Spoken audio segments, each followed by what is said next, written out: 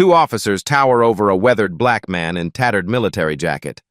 "People like you don't belong here. Show some ID or we're taking you in." The scene freezes in the small Georgia diner as morning light streams through dusty blinds. A black veteran in faded fatigues sits quietly in a corner booth, nursing a cooling coffee. His military patches, barely visible on his worn jacket, go unnoticed by most patrons. Two police officers approach with purposeful strides, immediately aggressive though he's caused no disturbance. They demand identification, speaking loudly enough for all to hear. "Time to move along," one announces, despite his half-eaten meal. The diner manager appears, siding with officers instead of defending his paying customer. "We don't need your kind causing trouble here." The veteran remains dignified, eyes downcast, jaw tight with controlled humiliation. Nobody in the diner realizes who this man truly is, or what one simple phone call will set in motion. Major General Matthias Johnson enters the Sunrise Diner in Oakwood, Georgia, with measured steps that belie his military background. The morning sun catches dust motes floating in the air as he surveys the room with practiced efficiency. Today, he looks nothing like the Pentagon advisor pictured in military publications. His disguise is simple but effective: weathered jacket with subtle military patches, worn jeans fraying slightly at the cuffs, and a canvas backpack that's seen better days. This is his routine when traveling, dressing down to observe how communities treat their most vulnerable citizens. A litmus test for American values beyond the podiums and press conferences.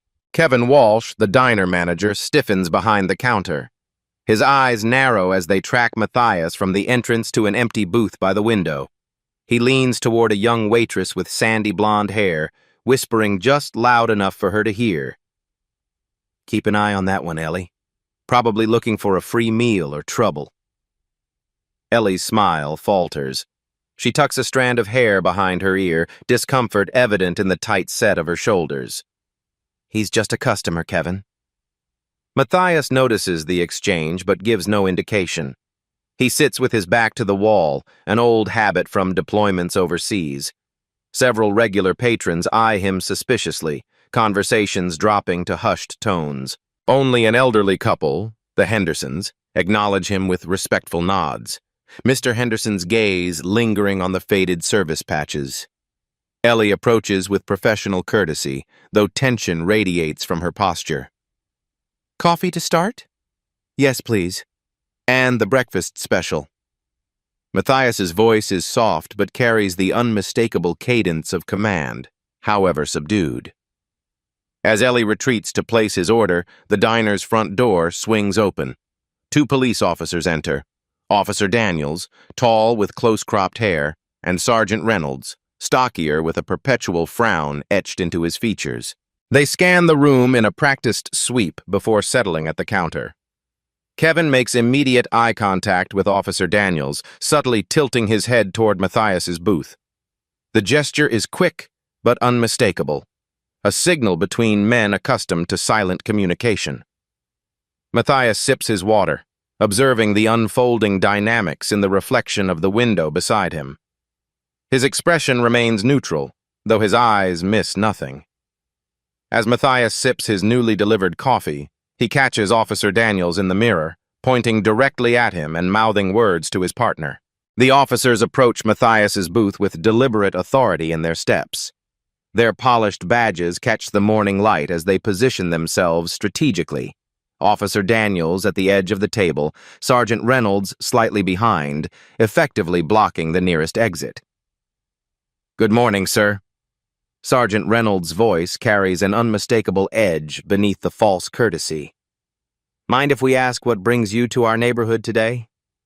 Matthias looks up from his coffee with measured calm. "Just passing through, having breakfast."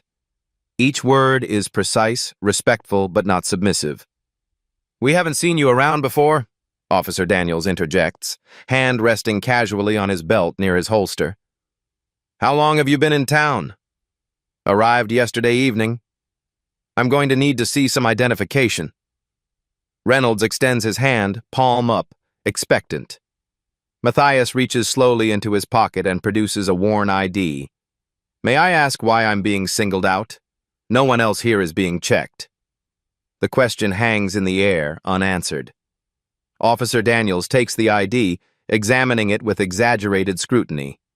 Just routine, sir, keeping our community safe. His emphasis on "our" speaks volumes. Several patrons watch the interaction with uncomfortable expressions. A young woman in the corner booth discreetly raises her phone, recording. You know, Daniels continues while Reynolds calls in the ID check, we've had reports of disturbances in this area. I've been sitting quietly having coffee, Matthias observes, his voice level. Sometimes presence alone can be disruptive to certain establishments. Daniels's smile doesn't reach his eyes. Reynolds returns, disappointment evident in his posture as he hands back the ID. Everything checks out, for now. Ellie approaches with Matthias's breakfast plate. He's a paying customer just having breakfast, she offers quietly. We're handling this, miss. Reynolds dismisses her with barely a glance. We'll let you finish your meal, Daniels says. But keep in mind, we maintain certain community standards in Oakwood. Matthias accepts his plate from Ellie with a nod of thanks. His expression remains impassive, but his eyes track each officer's movement, noting which staff members look uncomfortable versus those nodding in approval. As the officers finally step away, Matthias notices the manager whispering urgently into his phone while staring directly at him. Matthias cuts into his eggs, maintaining composure despite the lingering stares from surrounding tables.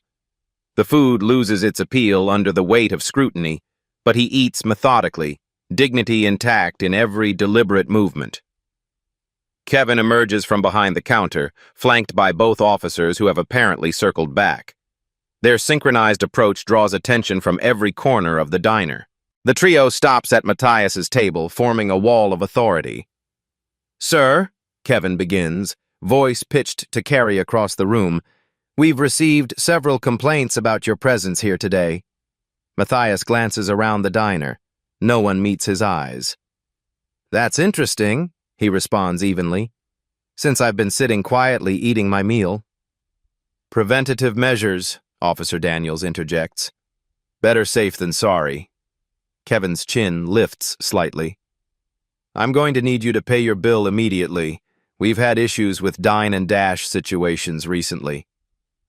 The implication hangs in the air as Matthias reaches for his wallet. He extracts several bills and places them on the table.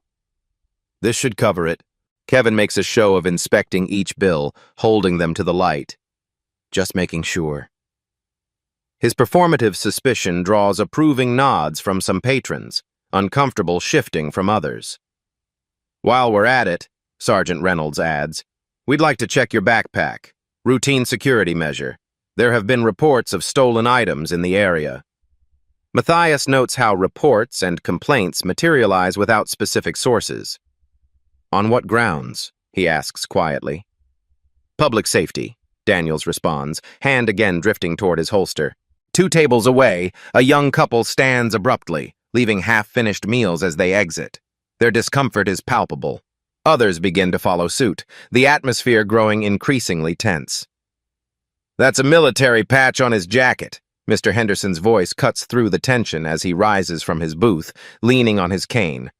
Show some respect. He's served this country. We're just doing our job, sir, Officer Daniels responds without turning. Please stay out of police business. Ellie approaches with a coffee pot, hesitating at the confrontation's edge. Kevin barks at her without taking his eyes off Matthias. Clear his table immediately. He's still eating, Kevin, she protests quietly. Do it now or find another job. Kevin's voice drops to a threatening whisper. As Ellie reluctantly reaches for his plate, Matthias places his napkin on the table. It's all right, he tells her. His expression betrays nothing, but a muscle tightens in his jaw. His breathing remains measured, controlled. The discipline of a soldier facing enemy fire. Kevin's voice rises again for the benefit of remaining customers. You have 15 minutes to finish and leave, or these officers will escort you out for loitering. His finger jabs toward the diner's clock. 15 minutes. Throughout the humiliation, Matthias remains unnaturally still. Only his eyes reveal the calculation happening behind them, sharp, observant, and increasingly resolved.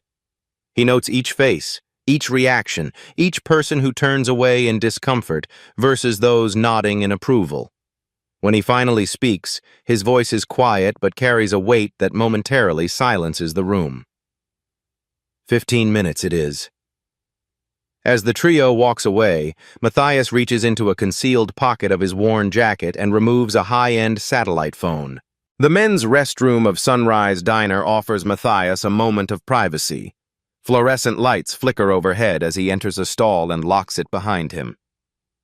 Only now does a transformation begin, subtle but profound. His slouched posture straightens, his shoulders square. The weathered face hardens into something forged through decades of command. He activates the satellite phone, its advanced technology incongruous against the peeling paint of the bathroom stall. When he speaks, his voice shifts from the quiet, deferential tone used in the diner to something altogether different. Clipped, authoritative, accustomed to immediate compliance. "Diana, secure line." He waits a beat. "Yes, it's me. I need immediate background. Sunrise Diner, Oakwood, Georgia. Ownership structure, financial status, any federal ties." He pauses, listening. "Also, local police department, specifically Officers Daniels and Reynolds. Complete service records, complaint histories, transfer documentation." Through the bathroom door, muffled laughter echoes from the diner. Officer Daniels' voice carries, probably calling his imaginary friends. Matthias continues, undeterred. "Connect me to Morgan at legal." Another pause. "Morgan, I'm initiating Protocol 17, potential civil rights violation, abuse of authority, discriminatory practices in a public accommodation. Yes, I'm personally involved. Prepare options ranging from individual to departmental level." He checks his watch. 10 minutes remaining. One more call. "Pentagon switchboard. Authorization Johnson Delta 79er. Connect me to General Hernandez. Priority clearance." The line connects almost immediately. "Michael, I need a quiet inquiry into the Oakwood PD. Focus on civil rights complaints, federal funding streams, and community policing grants. Nothing official yet, just preliminary assessment." Outside in the diner, the scene shifts between perspectives. Officer Daniels checks his watch repeatedly, making exaggerated gestures toward the bathroom door. Kevin leans over the counter, whispering to a regular customer about taking out the trash. Ellie serves coffee to the Hendersons, who speak in hushed, concerned tones while watching the bathroom door. Mrs. Henderson appears to be taking notes in a small notebook. Matthias emerges exactly 3 minutes later, outwardly unchanged. Only the most perceptive observer might notice the altered gleam in his eye, the look of a mission accepted, parameters established, objective clear. He returns to his booth where his half-eaten meal still waits.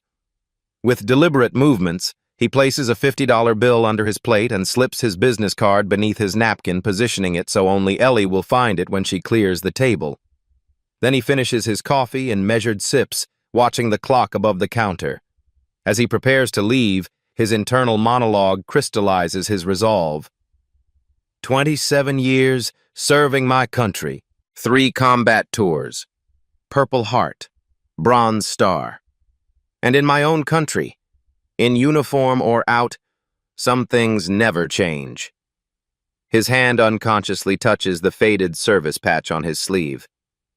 But this time, it stops here. Matthias stands, collects his backpack, and walks toward the exit with military precision. He times his departure for exactly the 15-minute mark they imposed, not a second earlier or later.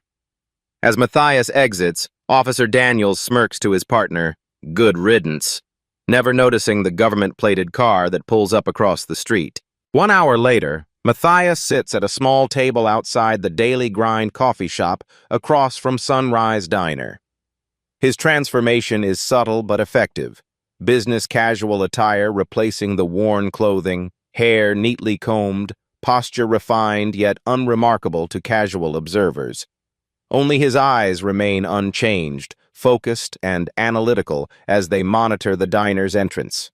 His laptop displays a stream of incoming information, each window revealing pieces of a troubling pattern. Sunrise Diner. 3 informal discrimination complaints filed with County Business Administration, 2022 to 2024. All dismissed due to insufficient evidence. The attached documentation shows each complainant was a person of color. Officer James Daniels. 6 excessive force complaints in personnel file. All incidents involve minority subjects. No disciplinary action taken. Note: 2 complaints withdrawn after private meetings with police chief. Sergeant Thomas Reynolds. Transferred from Atlanta suburbs following personnel issue. Details restricted. Recommendation letter from police chief cites his traditional approach to community standards. And Oakwood Police Department receives $350,000 annually in federal community policing initiative funding. Compliance review overdue by 16 months. Inside the diner, visible through large windows, Kevin animatedly recounts the morning's events to afternoon staff. His gestures are broad, his expression self-satisfied as he mimics Matthias's departure. The staff's reactions range from uncomfortable smiles to outright laughter. Officer Daniels returns alone, receiving an effusive welcome from Kevin. A free slice of pie appears before him without being ordered. Their casual conversation carries the ease of long familiarity. In the diner's back hallway, Ellie leans against the wall during her break, phone in hand. Her search history reveals telling queries. How to report police harassment, Georgia. Employment rights discrimination witness. Whistleblower protection food service. Her expression shifts between concern and resolve as she scrolls. Matthias initiates another call, this one to a different contact. Tanner. It's Johnson. I have a story about community policing gone wrong in Oakwood. No, not for attribution yet, just have someone ready. He pauses. You might want to keep a camera crew on standby. This could develop quickly. He ends the call just as his secure email pings with more background files. The pieces are assembling rapidly, forming a picture that only confirms his suspicions and strengthens his resolve. Early evening blankets Oakwood in golden light as Matthias's investigation intensifies from his hotel suite. Spread across the desk, multiple screens display damning information his team has uncovered throughout the day. Sunrise Diner financial records. Recipient of $175,000 small business development loan through federal pandemic recovery program. Compliance requires adherence to non-discrimination statutes. Personnel connection. Kevin Walsh and Officer James Daniels attended Oakwood High School together, 2000 to 2004. Yearbook photos show both on football team. Multiple social media connections confirm ongoing relationship.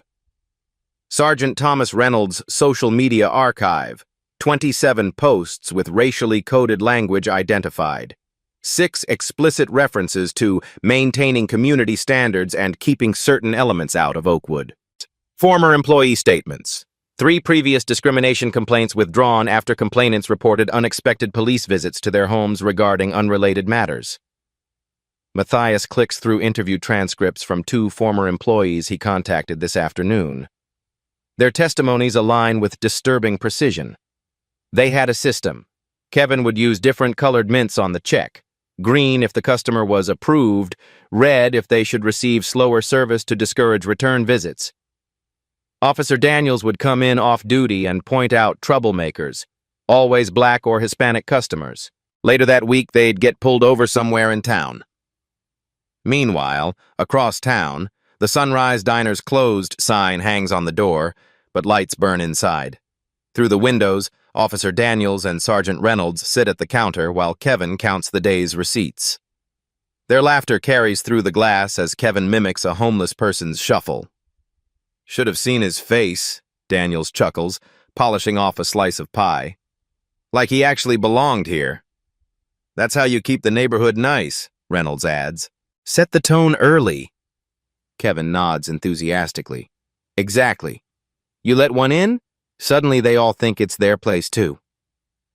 In the shadowed back area, Ellie methodically wipes down tables, positioned just close enough to hear their conversation. Her face remains carefully neutral, but her white-knuckled grip on the cleaning cloth betrays her tension. When she returns to the break room, she removes Matthias's business card from her pocket, staring at it with conflicted expression. After a long moment, she takes out her phone and dials. In his hotel room, Matthias's phone lights up. "Johnson," he answers crisply, then listens intently. "Yes, Ms. Porter. I understand your concerns. Your testimony could be critical."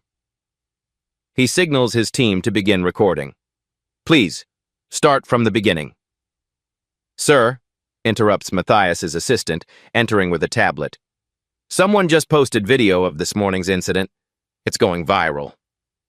Morning light streams through Sunrise Diner's windows, illuminating an uncharacteristically packed house. Customers cluster around phones, sharing the viral video of yesterday's confrontation. Local news vans line the curb outside, reporters preparing live segments on discrimination allegations against a beloved local establishment. Inside, Kevin paces behind the counter, phone pressed to his ear. "It doesn't show everything that happened," he insists to whoever's listening. "The guy was acting suspicious from the start." Officer Daniels and Sergeant Reynolds occupy their usual corner table, heads bent close, expressions grim. Reynolds repeatedly checks his phone, growing more agitated with each notification. "Chief's called an emergency meeting," he mutters. "This is getting out of hand." The bell above the door chimes. Conversations halt as heads turn toward the entrance. Matthias Johnson stands in the doorway, unrecognizable from yesterday's disheveled veteran. His tailored charcoal suit fits with military precision. A subtle American flag pin adorns one lapel, a distinguished service pin the other. His posture radiates authority without effort, the bearing of a man accustomed to command. Behind him, a woman in a sharp business suit carries a leather portfolio, while a man with the unmistakable look of legal counsel flanks his other side. Kevin emerges from behind the counter, customer service smile plastered across his face despite the sweat beading at his temples. "Welcome to Sunrise. Table for..." The words die as recognition dawns slowly, horrifically across his features. Officer Daniels straightens, hand instinctively moving toward his holster. Sergeant Reynolds remains seated, color draining from his face. "Major General Matthias Johnson retired," Matthias announces, voice pitched to carry throughout the now silent diner. "I believe we met yesterday under different circumstances." A murmur ripples through the room. Someone at the counter whispers audibly, "The Matthias Johnson? Pentagon advisor?" Kevin's mouth opens and closes without producing sound. Matthias continues, each word measured and precise. "I'm here to discuss the pattern of discrimination in your establishment and the misuse of police authority I experienced firsthand." Officer Daniels pushes back from his table, approaching with practiced intimidation. "Now listen here." "No," Matthias interrupts with quiet authority. "You've done enough talking." He turns to his assistant, who opens her portfolio and begins distributing documents with mechanical efficiency. "My military identification and Pentagon security clearance." The papers land on the counter. Citations from my 30-year service record, including command positions in 3 combat theaters. More documents follow. Documentation of Officer Daniels' 6 excessive force complaints, all involving minority subjects. Sergeant Reynolds' transfer records following racial profiling allegations in his previous district. Reynolds stands now, backing toward the door. "I was just following procedure." "Procedure?" Matthias raises an eyebrow. "Is it procedure to target customers based on race? Is it procedure to coordinate harassment with local businesses?" He gestures toward Kevin. "Is it procedure to use your badge to intimidate citizens exercising their legal rights in public accommodations?" The assistant continues distributing papers. Statements from former employees documenting systematic discrimination at this establishment. Witness accounts from customers who experienced differential treatment based on race. Local media cameras capture everything through the windows. Inside, smartphones record from every angle. What you don't know, Matthias continues, voice lowering to ensure everyone leans in to hear, is that I travel incognito to communities across this country, evaluating how they treat their most vulnerable populations. My findings influence federal funding decisions for community policing initiatives and small business development programs. He pauses meaningfully. Programs that currently provide substantial support to both this diner and your department. From a back booth, Mr. Henderson rises, leaning on his cane. Retired Judge William Henderson, he announces. My wife and I witnessed yesterday's incident in its entirety. We've prepared sworn statements regarding the officer's conduct. Ellie steps forward from behind the counter, clutching a small notebook. I've documented every instance of discriminatory treatment I've witnessed here over the past 8 months. Her voice shakes but strengthens as she continues. Dates, times, specific instructions from management. The room has transformed into an impromptu tribunal, power dynamics completely reversed. Those who so confidently wielded authority yesterday now stand exposed, cornered by their own documented behavior. Matthias turns fully toward Officers Daniels and Reynolds, his combat-hardened gaze unwavering. You were so concerned with who I appeared to be that you never considered who I actually am. That ends today. Not just for me, but for everyone who walks through these doors. The diner remains silent, collective breath held as decades of unchallenged discrimination faces its reckoning in the harsh light of exposure. As smartphones record the confrontation, Matthias's assistant leans in and whispers, Sir, the police commissioner and mayor are both on the line. Oakwood's City Hall conference room buzzes with tense energy. Mayor Harrington, a woman whose campaign posters still promise tradition and progress, sits at the head of a mahogany table, fingers steepled before her face. Police Commissioner Wallace occupies the chair to her right, uniform immaculate but complexion ashen. City council members and municipal attorneys fill the remaining seats, papers scattered before them. On the central screen plays the viral video, Matthias Johnson being harassed, Officers Daniels and Reynolds towering over him, Kevin's sneering face clearly visible as he demands payment. The footage shifts to security camera angles obtained from the diner's own system, revealing even more damning perspectives. This was posted 3 hours ago, the mayor's aide reports. It's already at 700,000 views and climbing. National outlets are picking it up. Commissioner Wallace rubs his temples. The officers maintain they were responding to concerns about a suspicious individual.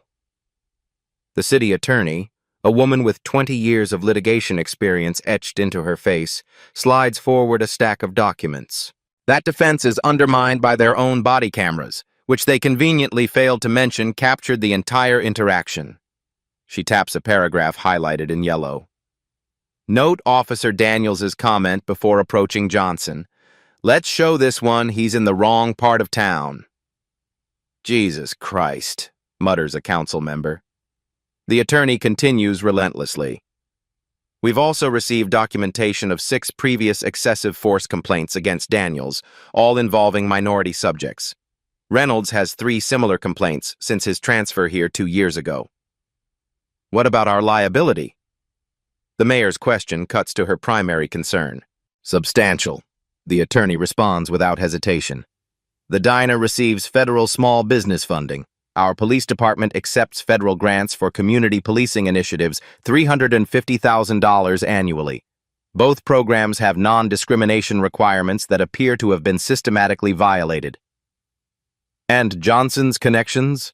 Asks the commissioner. The mayor's aide taps her tablet.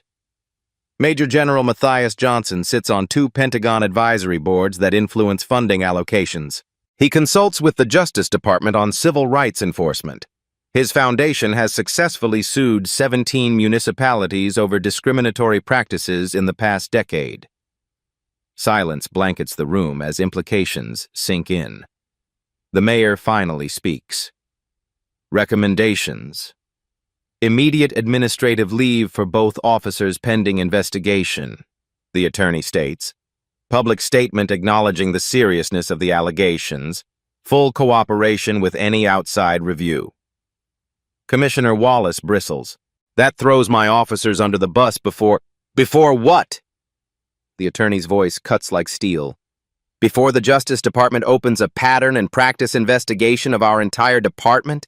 Before we lose federal funding? Before the city faces class action litigation? She taps the video screen where Reynolds and Daniels flank Kevin like enforcers. This isn't defensible, Commissioner. The mayor nods grimly. Draft the statement. Place the officers on leave effective immediately.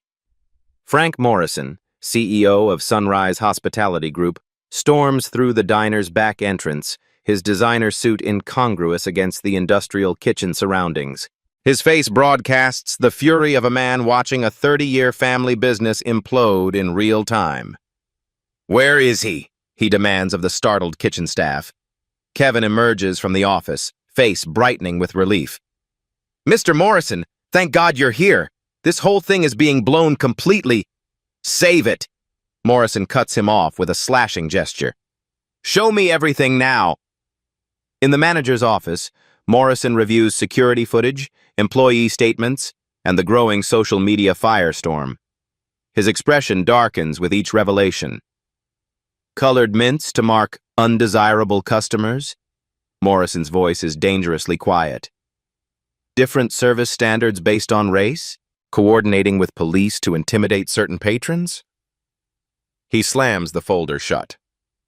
My parents opened this chain in 1992 with a simple philosophy. Good food served with dignity to all. What part of that was unclear to you, Kevin? Sir, you don't understand the challenges of this location. The neighborhood is changing, and we need to maintain certain standards to keep our core customers comfortable. Comfortable? Morrison stands abruptly. You've exposed us to federal civil rights violations, potential class action lawsuits, breach of our loan covenants. He gestures toward the dining room where reporters still gather outside. Not to mention destroying our reputation in a single morning. Kevin's indignation finally surfaces. I've managed this location for 7 years. Profits are up 20% under my watch. And now you've put the entire company at risk. Morrison straightens his jacket. You're suspended effective immediately pending review. Corporate will send an interim manager this afternoon. You can't. I can and I have. Security will escort you to collect your personal belongings.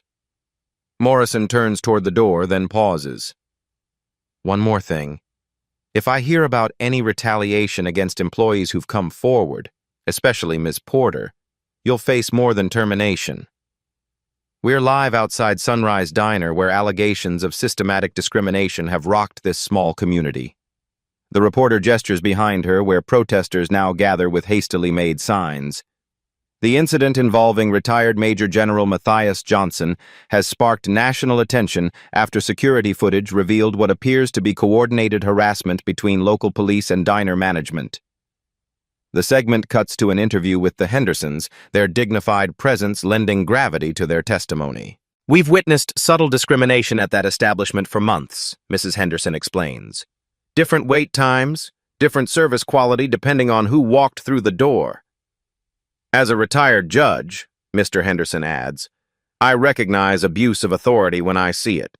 What happened to General Johnson wasn't random. It was systematic. The coverage shifts to a statement from the police department. We take these allegations extremely seriously. The officers involved have been placed on administrative leave pending a thorough investigation. This behavior, if confirmed, does not reflect the values of our department or our community. Outside the police station, a growing crowd chants for accountability. Their signs demand justice for all customers, and badges don't grant extra rights. In a conference room at Oakwood's only luxury hotel, Matthias Johnson conducts the day's operations with military precision. Maps of the town hang on one wall, marked with incidents his team has documented. Screens display media coverage, social media analytics, and legal documents in preparation. Mayor Harrington and Commissioner Wallace sit across from him, their earlier confidence notably diminished. To be clear, Matthias states, I'm not interested in destroying your town or its institutions. I'm interested in reform that lasts beyond this news cycle. What exactly are you proposing? The mayor asks cautiously. Rather than immediate litigation, I'm offering a structured path forward. He slides a document across the table. Comprehensive anti-bias training for all officers. Body cameras with civilian review protocols. Community oversight board with actual authority. Employment consequences for verified discrimination. The commissioner frowns. That's substantial intervention in department operations. So is a Justice Department consent decree, Matthias counters evenly, which becomes increasingly likely if we can't reach agreement. The mayor studies the proposal. And the diner situation? I've had productive discussions with Sunrise Hospitality Group's leadership. They're implementing similar measures company-wide. Matthias leans forward. This isn't about punishment, Mayor Harrington. It's about creating systems that protect everyone equally. After the officials depart, Matthias meets with Ellie Porter and two other whistleblowers from the diner. What happens to us now? Ellie asks, tension evident in her posture. My foundation provides legal protection for whistleblowers, Matthias explains. You'll have representation if needed, and financial support if employment consequences occur. His expression softens slightly. Your courage made this possible, Ms. Porter. Speaking truth to power is never easy. I just did what was right, she responds quietly. That's rarer than you might think, Matthias observes. Particularly when there's personal risk involved. As evening falls, power dynamics throughout Oakwood continue their seismic shift. The police department announces expanded internal investigation.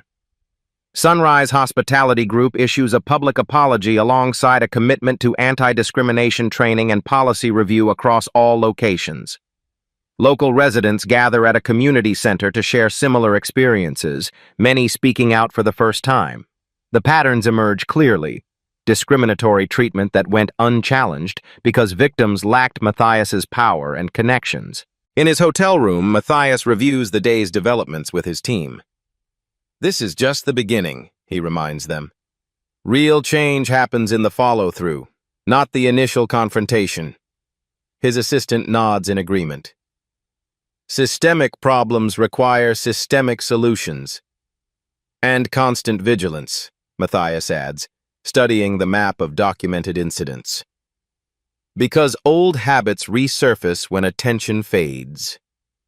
As investigations proceed, Officer Daniels cleans out his locker, discovering an envelope containing printed screenshots of his most damaging text messages with Kevin. The hearing room's fluorescent lights cast harsh shadows across the long conference table.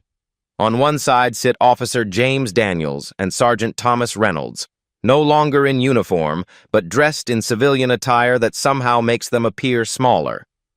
Across from them, the 5-member review board, 3 senior officers and 2 civilian oversight representatives, study the evidence folders before them with grave expressions. Chief Williams opens the proceedings with practiced neutrality. This hearing will examine allegations of misconduct, abuse of authority, and civil rights violations against Officer Daniels and Sergeant Reynolds. His gaze sweeps between them. The evidence will speak for itself. The department's internal affairs representative advances to the podium. Exhibit A, body camera footage from the morning in question. The wall screen displays high-definition video from Officer Daniels' own camera. His voice comes through with damning clarity. Let's show this one he's in the wrong part of town. The footage continues, contradicting nearly every aspect of their official report. Exhibit B, text message communications between Officer Daniels and Kevin Walsh, manager of Sunrise Diner. The messages appear on screen, documenting months of coordination. Got another one who needs discouraging at your place. Table 4. We'll stop by to reinforce the message. That family you flagged yesterday won't be coming back. Made sure they understood Oakwood isn't for everyone. With each revelation, Reynolds edges his chair slightly away from Daniels. physical distance mirroring his growing strategy of separation. Exhibit C.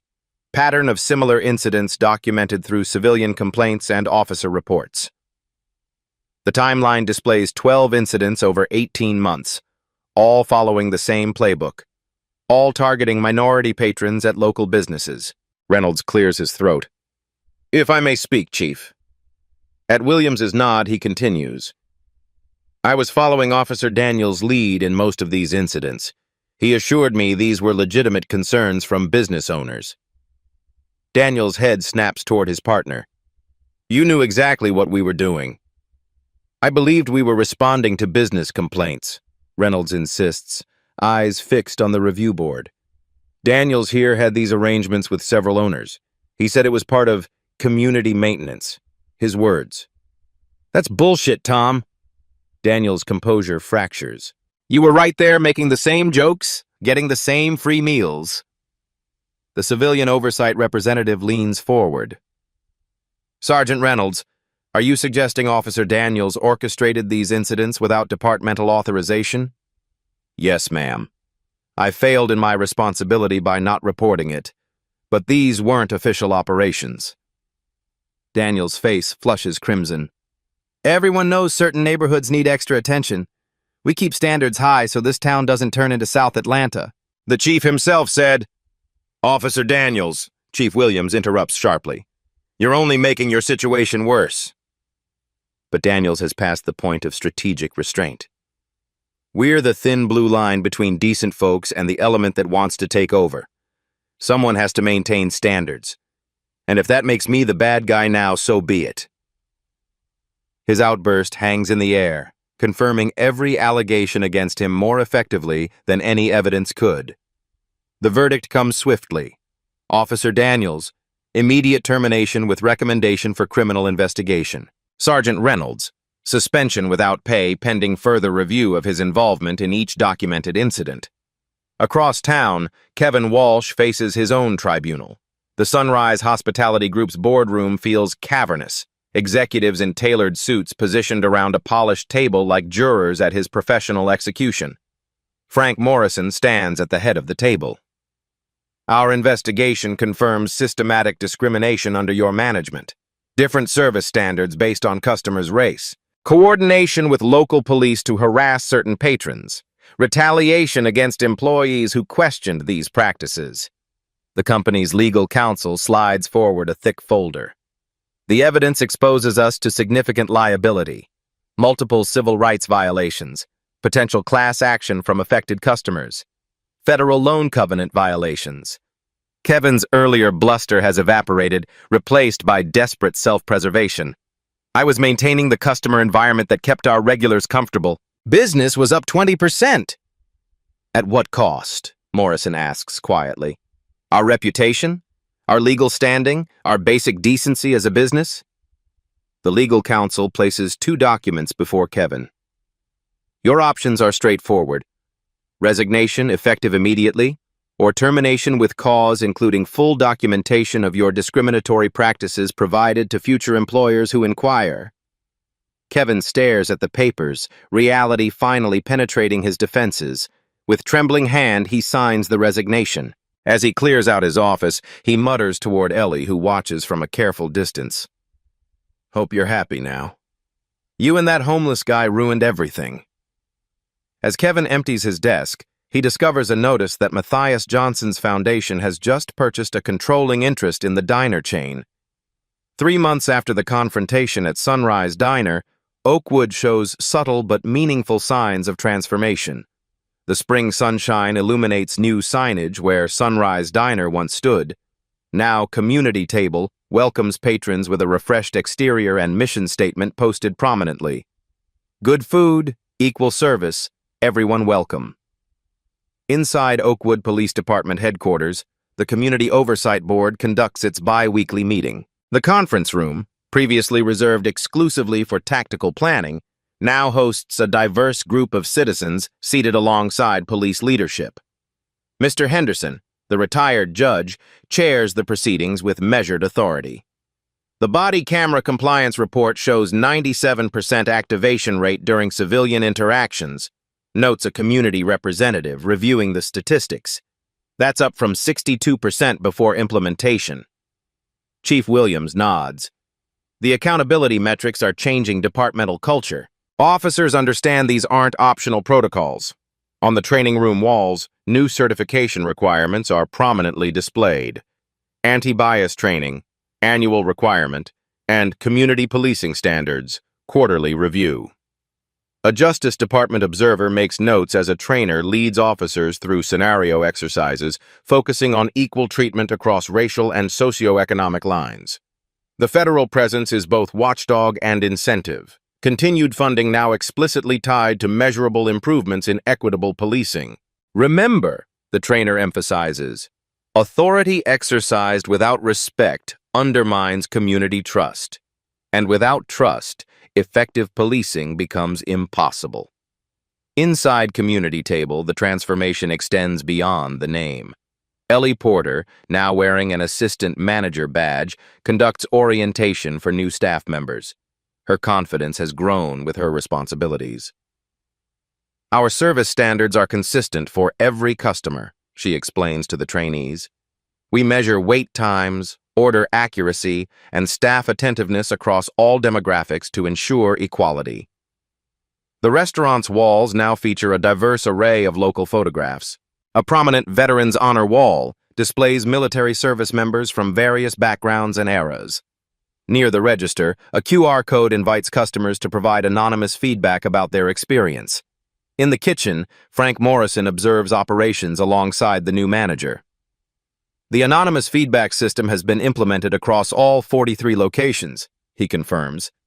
Early data shows significant service disparities in 12 restaurants we wouldn't have identified otherwise. And the customer response? The manager asks. Morrison smiles slightly. Revenue is up 8% overall. Turns out treating people equally is actually good business. At a regional business conference, Matthias Johnson takes the podium in his capacity as founder of the newly established National Accommodation Watchdog Initiative. His military bearing remains evident in his posture, but his expression has softened from the confrontation months earlier. What happened in Oakwood isn't unique, he tells the assembled business owners and managers. Discrimination in public accommodations persists nationwide, often invisible to those not targeted. Slides display the organization's new rating system for police departments, measuring equitable treatment metrics across demographic groups. Another screen shows the business certification program that audits service quality across customer populations. We've partnered with veteran organizations to create employment pipelines into businesses committed to these standards, Matthias continues. Those who served our country deserve to be served equally when they return home, regardless of appearance or background. Across the country, similar reforms begin taking root in other communities. Oakwood's transformation from cautionary tale to model program creates ripple effects as municipalities proactively review their practices rather than waiting for their own viral moment of reckoning. 6 months after the initial incident, Matthias returns to the diner in his undercover attire. But this time, the welcome he receives is entirely different. 1 year later, Matthias Johnson pushes open the door of community table, dressed in the same weathered jacket with faded military patches that sparked the confrontation 12 months ago. His jeans are worn, his backpack slung casually over one shoulder. To an uninformed observer, he appears to be the same homeless veteran who entered Sunrise Diner that fateful morning. The differences in his reception, however, could not be more profound. General Johnson, the host, a young man with a warm smile, recognizes him immediately despite his casual attire. We weren't expecting you today. Several regular customers nod in recognition. A woman at the counter raises her coffee mug in silent salute. Ellie Porter emerges from the back office, now carrying herself with the confidence of Community Table's general manager. Her face brightens when she spots Matthias. What a wonderful surprise, she says, extending her hand. Let me show you what we've done since your last visit. She guides him through the transformed space with evident pride. Along one wall, the Wall of Honor displays photographs of local veterans from diverse backgrounds and eras of service. Beside each image, a small plaque shares their branch, years of service, and a personal quote. The community response has been incredible, Ellie explains. Veterans from 3 counties have brought in their service photos. It's become a gathering place. On another wall, a community board advertises local events, resources, and opportunities. Job fairs, housing assistance, health clinics, focused on creating equal access for all residents. The staff moving efficiently through the diner reflects Oakwood's full demographic spectrum, interacting with customers with consistent professional courtesy, regardless of appearance or background. Near the register, framed certificates document the staff's completion of inclusivity training programs. Another displays Community Table's top-tier rating from the National Accommodation Watchdog Initiative. In their usual booth, the Hendersons enjoy their Saturday breakfast. Mr. Henderson, now formally heading the Police Oversight Committee, waves Matthias over. "Remarkable what a year can bring," he observes as Matthias joins them briefly. "The department's complaint rates are down 60%. Officer-civilian interactions show consistent treatment patterns across demographics for the first time in department history." Mrs. Henderson adds, "And what happened to our troublemakers? Officer Daniels left town after his termination appeal failed. Last we heard, he's working security in another state, under much closer supervision."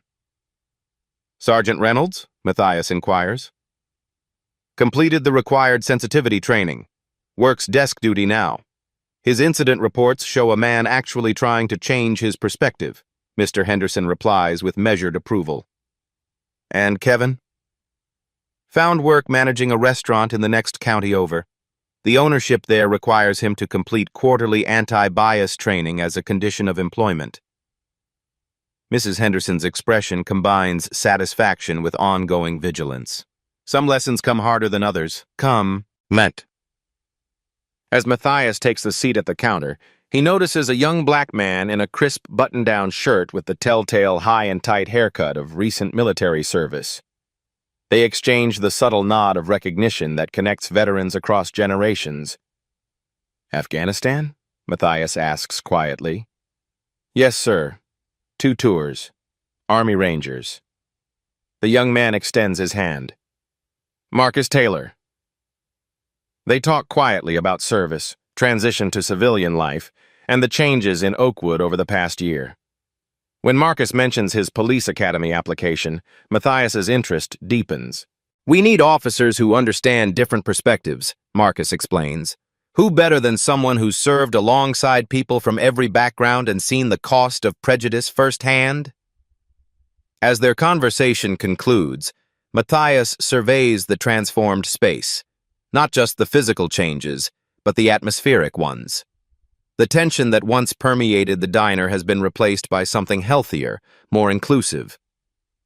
"The systems don't change overnight," he observes to Marcus, "but they do change when good people commit to making them better." "One decision at a time," Marcus agrees. Matthias nods thoughtfully. "True power isn't measured by who you can push down, but by who you can lift up." If this story moved you, don't keep it to yourself. Hit that subscribe button right now to join the Beat Stories community where justice gets served hot every week. Our mission is bringing you the most powerful true stories of accountability and transformation. Like this video to help more people discover it, and share it with someone who needs to see justice in action. Your engagement helps us create more content that matters. What happened today isn't just a story. It's a reminder. Silence protects systems, but courage rewrites them. At Beat Stories, we don't just watch change, we document it. Subscribe for more real stories that challenge power and amplify truth.